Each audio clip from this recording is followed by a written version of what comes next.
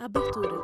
Fundo azul. Linha branca horizontal se divide em duas e forma um quadrado que logo se desfaz. Círculo se divide horizontalmente em outros coloridos e se desfazem. No centro, repórter justiça. Alianças de ouro. Uma tem uma pedra no centro. Elas servem para selar um compromisso. Podem ser aquelas presenteadas no começo de um namoro. Algumas marcam uma nova etapa, como um noivado, por exemplo. Mas nas vitrines das joalherias não tem jeito. As mais cobiçadas são as alianças de casamento. Repórter Na Fernando busca Milaete, por um Brasília relacionamento, são várias as metas dos casais. Há pombinhos que fazem questão de festa e celebração e aí partem para o matrimônio com todas as formalidades. Para os não tão formais assim, a união estável já é mais do que suficiente. Mas e quando a intenção é firmar um contrato de namoro? O repórter Justiça desta semana explica cada uma das modalidades para você. Casal abraçado pelas mulheres. Um ensaio daqueles dignos de cinema. O pedido de casamento veio com 2 anos de namoro. Gabriele e Gustavo sempre compartilharam os mesmos sonhos. A gente tinha essa mentalidade de namorar já focando em casamento, né? Uma coisa Antes assim. de namorar, na verdade, a gente já queria casar um com o outro, assim, Gabriele porque Amorim, antes do operadora de namoro a gente telemarketing. ficou 5 meses em oração, né? Então a gente já tinha certeza desde ali. Aí quando começou a namorar foi realmente só pra caminhar, né? E se conhecer também, né? Confirmar tudo aquilo que a gente já sabia. E dito e feito, né? Aconteceu. A gente foi se conhecendo, foi confirmando cada dia mais e o sonho aumentava cada dia mais e a gente decidiu realizar. Ela acabou de fazer 20 anos, ele 23. Apesar da pouca idade, Gabi e Gustavo têm maturidade de sobra. E a graça do relacionamento deles é construir as coisas juntos. O pessoal questiona muito. Nossa, vocês são tão novos, por que vocês Gustavo casaram Oliveira, agora? analista de Mas TI. é justamente isso, a gente acha melhor construir uma vida juntos, né? Porque muitas pessoas, elas vivem muito tempo solteiras, né? Depois que elas já conquistaram certas coisas, elas vão pensar em um relacionamento, né? Mas, na verdade, a gente resolveu unir forças desde agora, né? E é muito mais fácil construir Isso. junto do que E construir sozinho. quando somos dois, a gente conquista muito mais, né? E a gente vai muito mais longe. Então, a gente consegue ter as nossas conquistas, né? De pouquinho em pouquinho, a gente vai valorizando cada coisa que a gente vai conseguindo, porque já estamos juntos, né? O casamento é das tradições humanas mais antigas e disseminadas pelo mundo. No passado, era visto como uma forma de estabelecer alianças e conquistar aliados, constituindo relações diplomáticas e laços econômicos. Até o século XI, os casamentos eram arranjados pelas famílias dos noivos. O tempo passou e eles foram associados à imagem do cristianismo. Na era moderna, representam um contrato em que os envolvidos têm um propósito: a vida em conjunto. Luciano é especialista em direito de família. Explica que com o contrato de casamento vêm os regimes de bens. Nossa legislação ela coloca aí Luciano ao Medeiros, dispor advogado. dos interessados 4 modelos de regimes de bens. Separação de bens, que pode ser pactuada ou obrigatória. Comunhão universal de bens, onde há a comunhão de todo o patrimônio adquirido a qualquer título e a qualquer tempo. O regime da comunhão parcial de bens, que é o regime tradicional, inclusive no silêncio das partes, esse regime que vai reger, ou seja, em regra, a comunhão do patrimônio adquirido onerosamente durante a sociedade conjugal, e um 4º regime, que é a participação final nos aquestos, que seria um regime híbrido com características da comunhão parcial e da separação de bens. No começo de setembro, os pombinhos formalizaram a união civil. A festa pomposa, com direito à igreja, amigos e familiares, veio logo depois. Casamento é maravilhoso. O pessoal acha que o casamento é uma instituição falida hoje em dia, né? Mas realmente é para quem quer fazer dar certo, né? E tenho certeza que as vantagens são muito melhores do que qualquer desvantagem que possa ocorrer. Pra mim, antes de tudo, casamento é um ato de coragem, né? Ainda mais diante disso tudo. O pessoal acha que casamento é ruim e tudo mais. Só o que a gente ouviu foi realmente coisas ruins sobre o casamento, né? Mas a gente sabe que o casamento foi criado para ser uma bênção, né? Casar, por outro lado, por muito tempo não esteve nos planos do Jefferson e da Raquel. É que a brasiliense e o mineiro já têm quase 20 anos de relacionamento. Moram juntos e tiveram a Ana Carolina, que hoje está com 15 anos. E sabe como surgiu a ideia da união estável? Em 2015, eu consegui um cargo comissionado na Assembleia de Raquel Minas. Aragão, E lá advogada. eles tinham um plano de saúde para a família.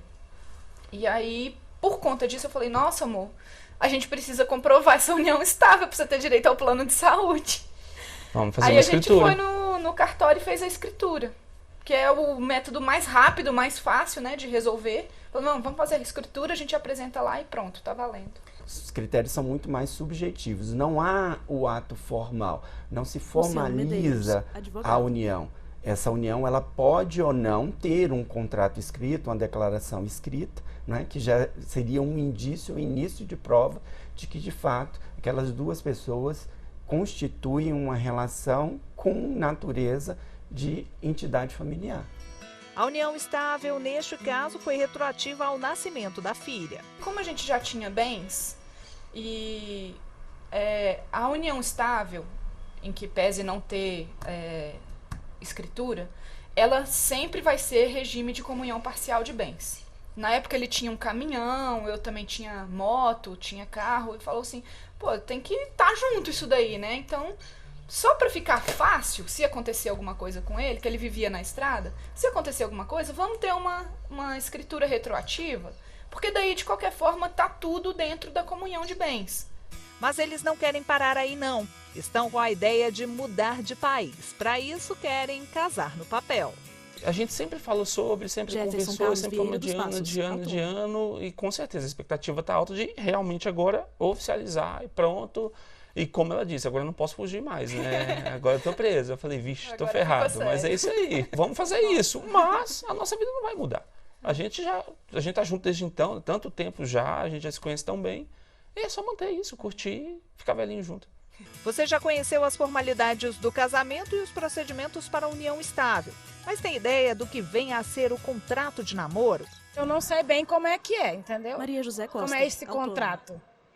Você pode me explicar, saber mais ou menos como é que é? Na realidade, o contrato de namoro seria uma tentativa, uma opção a mais que as partes têm, né, de tentar colocar balizadores ou estabelecer alguns critérios naquela relação, para trazer uma certa segurança, principalmente nessa questão patrimonial. Mas é interessante ressaltar que, para um contrato de namoro, quando as pessoas vêm ali declarar que a relação que vivem ou estão vivendo é um namoro, não uma união estável, ele tem que estar muito bem detalhado, inclusive com a possibilidade de que aquela relação evolua para uma união estável e, nesse caso, qual seria o regime patrimonial que iria reger aquela relação. Para a Gabriele, o Gustavo, a Raquel e o Jefferson, o contrato de namoro nunca foi cogitado. Nas ruas, essa possibilidade também causa polêmica. Fazer contrato para mim não tá com nada. O namoro acho que é uma fase mais tranquila, né? Não sei se tem a necessidade de você já fazer um contrato com a pessoa. O casamento já é um contrato. Eu acho que toda vez que a gente se propõe a se relacionar com uma pessoa, sendo no namoro, tem um contrato, entre aspas, vinculado. Tem um contrato indireto, mas são alguns detalhes, são algumas coisas que você conversa com a pessoa, tipo, eu não gosto disso, eu gosto daquilo, a gente está disposto a estar junto mesmo com as adversidades que cada um tem. Então, tipo, eu acho que isso é uma coisa tudo que você pode conversar. Mãos com alianças de prata no dedo, Nelar. A gente continua falando sobre união estável no próximo bloco. A repórter Fernanda Tavares vai mostrar como funciona o trabalho de mediação e conciliação quando o casal decide não continuar mais junto. Não saia daí que o Repórter Justiça volta já. Vinheta do programa. No centro, Repórter Justiça. Vinheta do programa. No centro, Repórter Justiça. Casal caminha lado a lado de mãos dadas em local aberto. Loriane e Inácio se conheceram pela internet. Em 4 anos de namoro à distância, trocaram inúmeras mensagens. Também passaram esse tempo todo na ponte aérea entre Campo Grande e Brasília. O relacionamento ficou firme. A jovem se mudou do Mato Grosso do Sul para ficar perto do namorado. Conseguiu um emprego na capital. Juntos, os dois alugaram um apartamento e decidiram que era hora de dar um passo importante na vida. A gente queria morar junto mesmo, firme, e eu queria oficializar isso, né? Junto Loriane com ele. Brandão, E aí a gente acabou optando juntos pela união estável, né? Para poder documentar e depois fazer um casamento mesmo. Um advogado foi essencial para resolver todas as questões burocráticas e explicar ponto a ponto a união estável. A gente viu a escritura, conferiu se estava tudo certo, né? Se estava tudo de acordo mesmo. A gente já tinha preparado os documentos antes, né? Fornecido para ele. E aí foi rapidinho, a gente foi, assinou e tudo certo. Com o novo Código Civil de 2002, o casal não precisa de um tempo mínimo de convivência para registrar a união estável. O documento vale para todas as pessoas, independentemente da orientação sexual. A união estável não altera o estado civil. Mas o interessante é que os direitos são os mesmos de um casamento civil. No Brasil, esse tipo de união pode ser feito por escritura pública, que é uma declaração de união estável, ou por meio de um contrato particular, conhecido como contrato de união estável.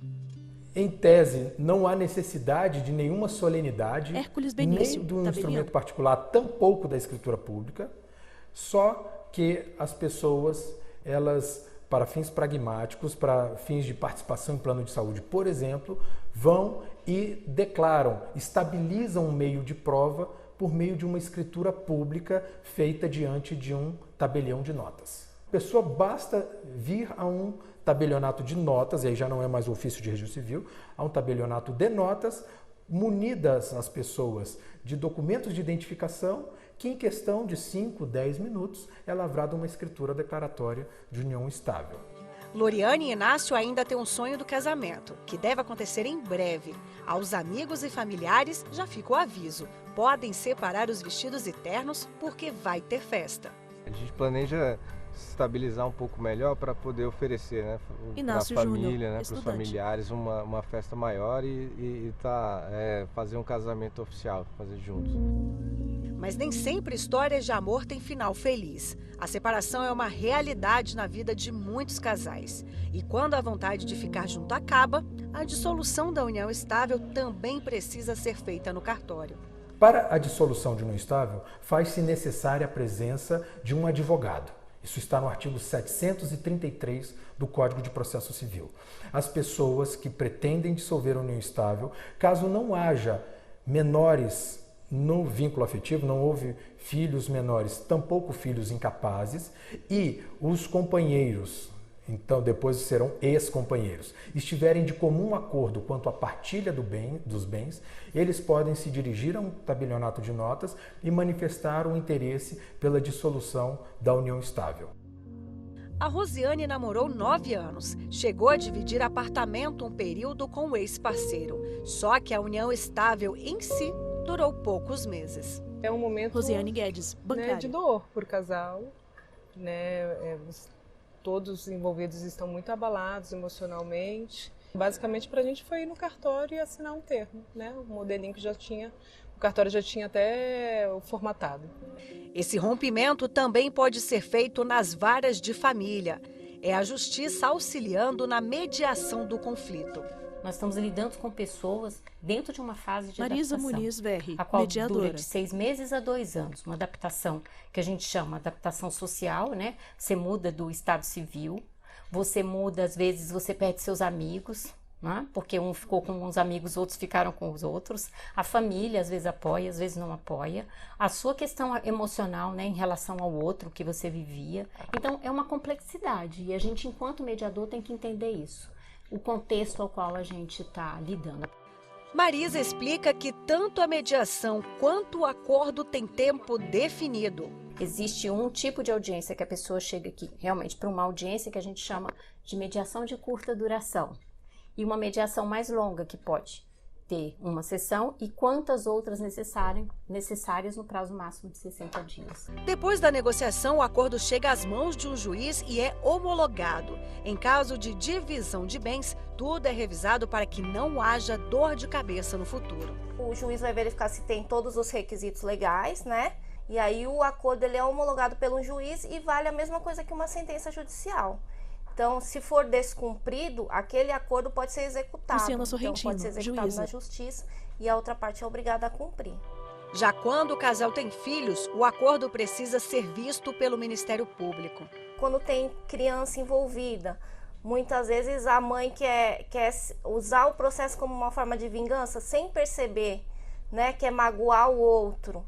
Então, assim, a mediação vai fazer as pessoas perceberem melhor quais são os seus reais interesses. O interesse, claro, do ex-casal é sempre manter o benefício da criança, manter o bem-estar do seu filho. Depois, o Ministério Público, ele é chamado, né, para verificar a legalidade do acordo, porque tem intervenção obrigatória do Ministério Público. A seguir, você vai saber se é possível ter pensão com a dissolução da união estável. Também vamos mostrar a história de um casal homoafetivo que decidiu oficializar a relação.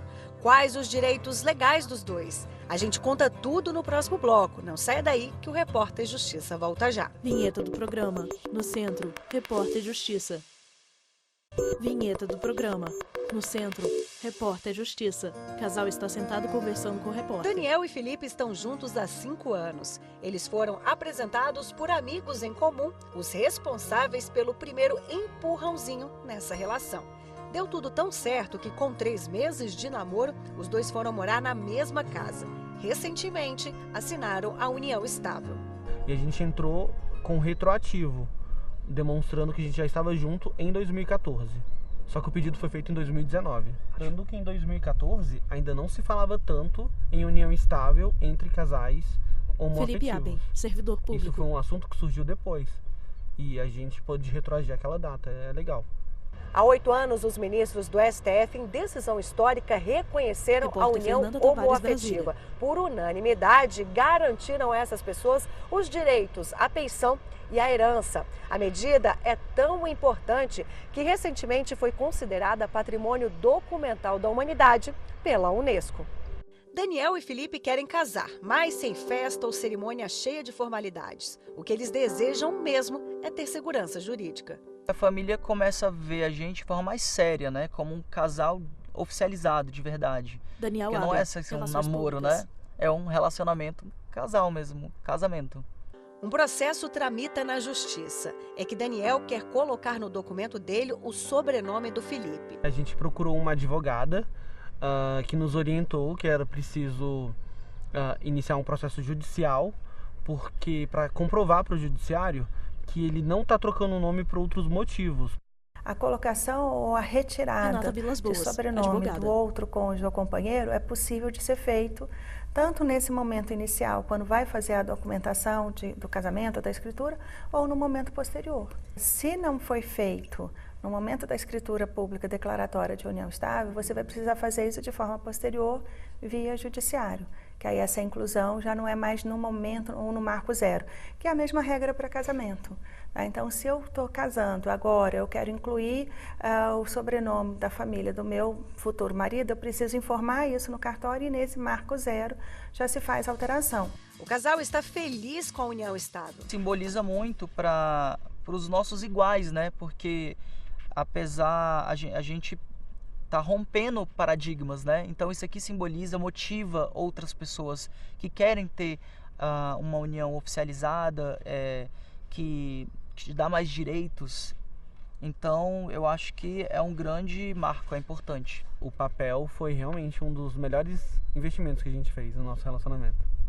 Agora você vai conhecer a história da Andréia. A situação dela é bem diferente da do Daniel e do Felipe. A professora tenta reconhecer uma união estável. Nós não chegamos a assinar a união estável. Andréia Menezes, professora. Nós estávamos juntos há 2 anos quando nós descobrimos que ele estava doente.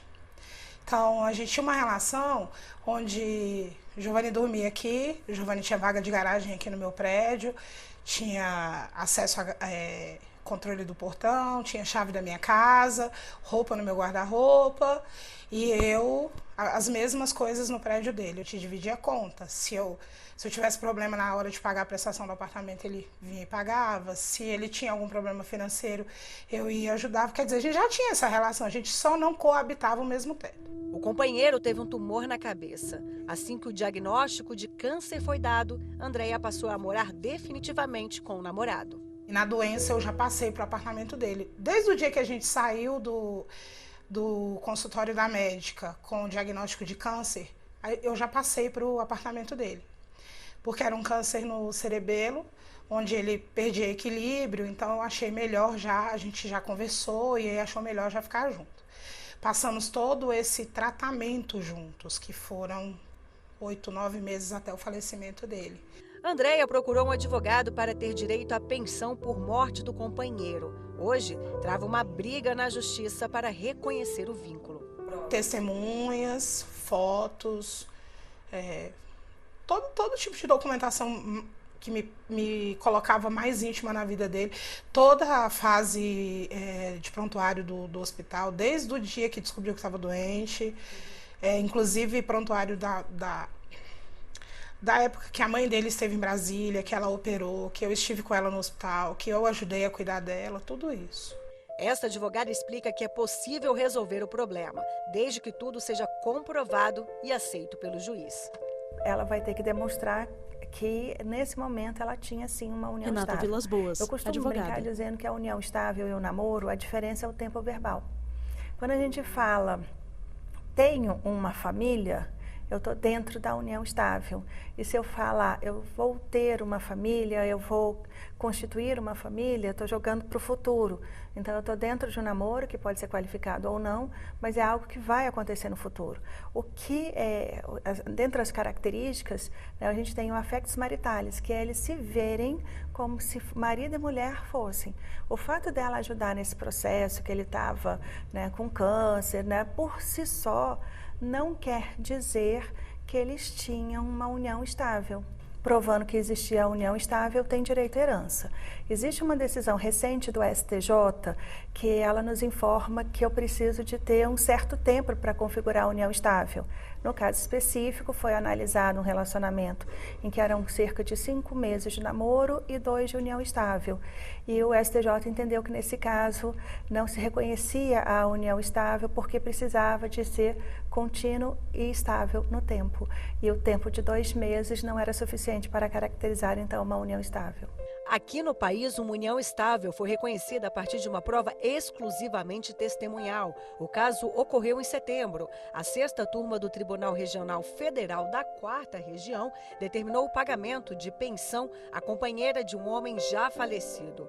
O relator do acórdão, desembargador João Batista Pinto Silveira, gravou um vídeo para a gente explicando a decisão.